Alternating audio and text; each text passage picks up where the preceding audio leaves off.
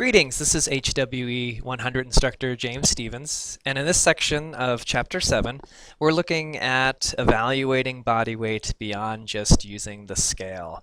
And one of the ways that we can do this is by looking at body composition, or what many people just simply refer to as percent body fat.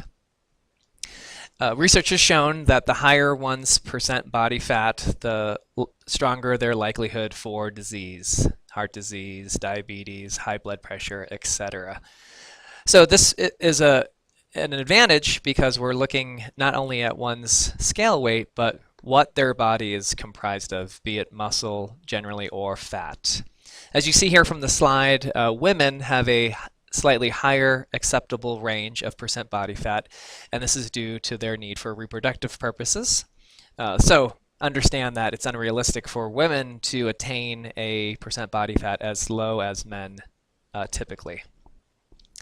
Another caveat is that there is no major health organization that has come out and issued recommended ranges for percent body fat, probably because not everyone has access to the different tools and technologies that measure percent body fat, but also there's different pros and cons within these tools, and that's what we're going to look at now. One of the simplest ways to measure body composition is known as skin fold measurements using a skin fold caliper, as you see here in the slide. There's actually many different grades or levels of calipers. Some are extremely expensive and cost over $200, and then there are some that are very cheap and cost less than $5.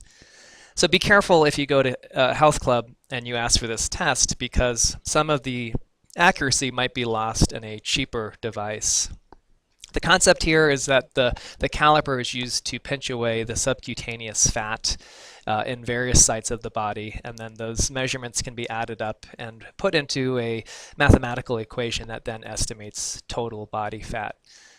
Again, this is a relatively simple and inexpensive test, but it does carry a large degree of error, both within the device being used itself, but as well as within the operator. So the person who is pinching your skin, they may pinch more or less than another person, and that can yield some inaccuracy.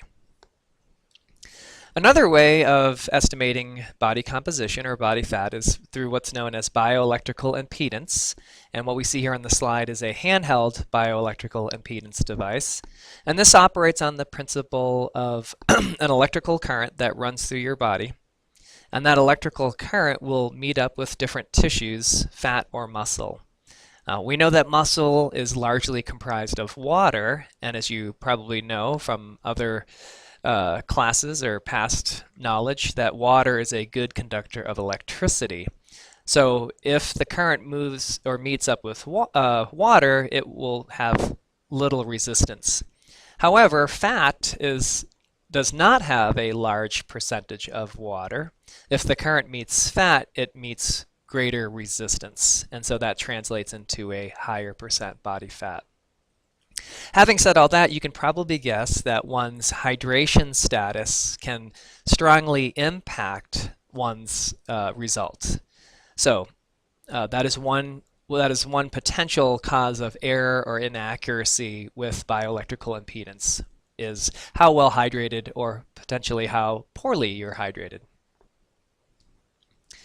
Another means of estimating percent body fat or evaluating body composition is known as underwater weighing.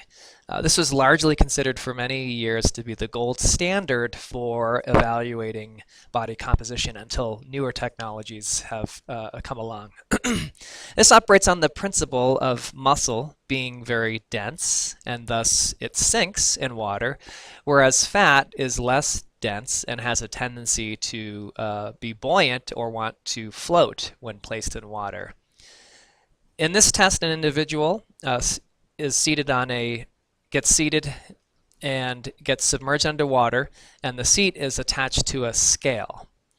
So if you have a lot of muscle weight and you go submerged underwater, then your scale weight is going to be heavier than someone who has a higher degree of fat tissue, because that fat will have a tendency to float or rise to the surface, and in doing so, lower the scale weight.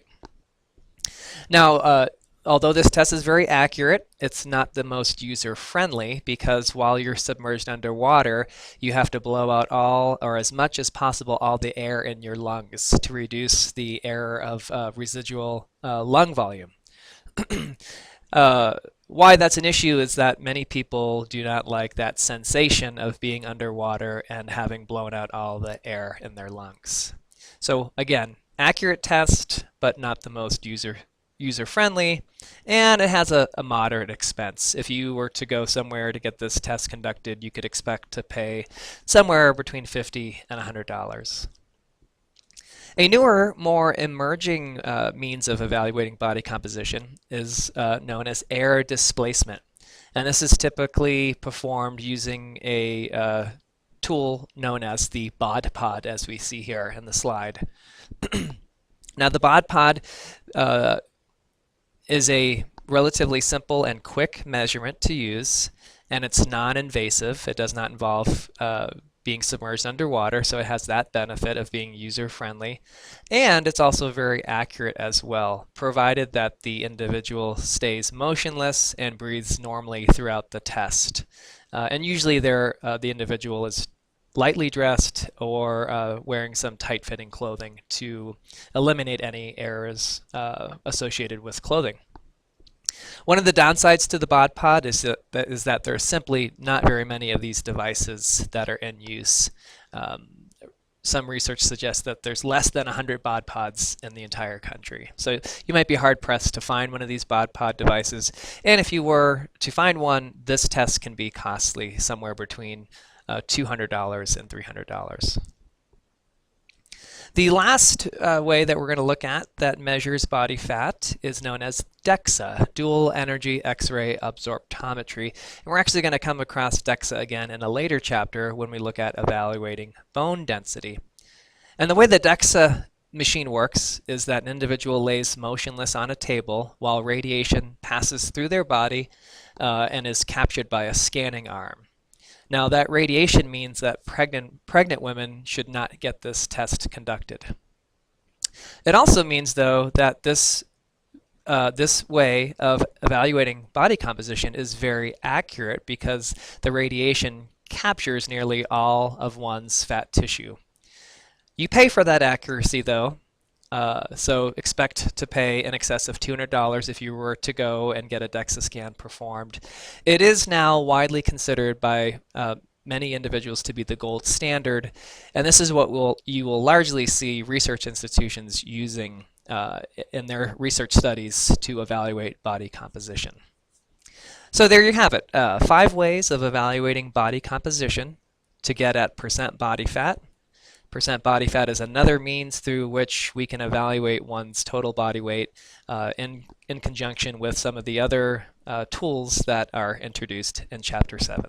Thank you for listening.